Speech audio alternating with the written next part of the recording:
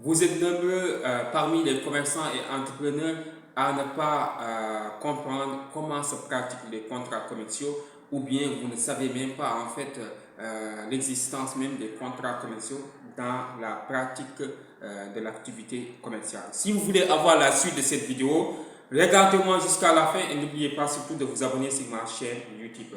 Mesdames et messieurs, bonjour, je suis Amadou Alikan, coach formateur en droit des entreprises, concepteur de Legal Bot certifié par ELA Afrique.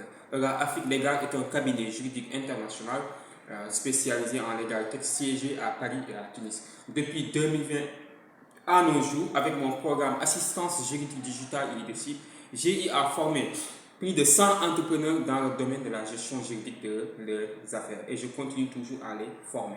Aujourd'hui, on va voir deux types de contrats commerciaux que vous devrez obligatoirement comprendre parce que c'est des contrats commerciaux pratiques et qui reviennent tout le temps sur le marché économique. C'est le contrat de prestation de services et le contrat de distribution. Donc, il y a ces deux types de contrats-là qui sont vraiment pratiques sur le marché économique et que vous êtes obligé de comprendre si vous voulez vraiment de ne pas rencontrer des difficultés économiques sur le marché économique. Voilà, c'est le marché financier si vous voulez aussi. Il y a d'abord le contrat de prestation de services. Aujourd'hui, beaucoup confondent le contrat de prestation de services aux autres types de contrats.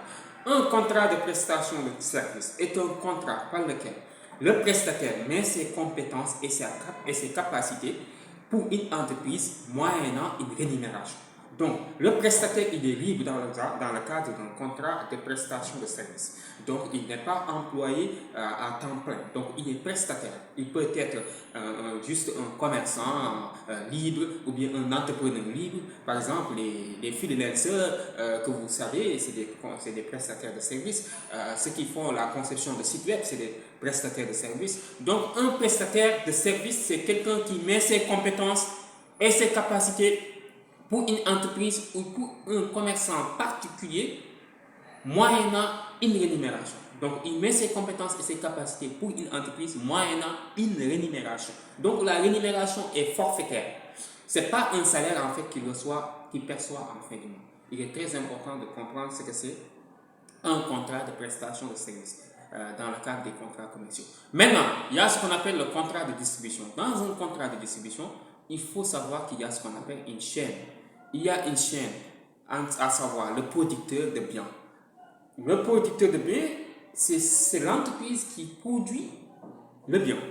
Donc, une fois le bien produit, le bien est distribué donc, aux commerçants.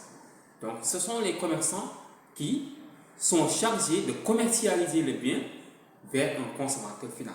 Donc, c'est une chaîne entre le producteur de biens, le commerçant et le consommateur final. C'est ça un contrat de distribution. C'est un contrat qui lie entre trois entreprises.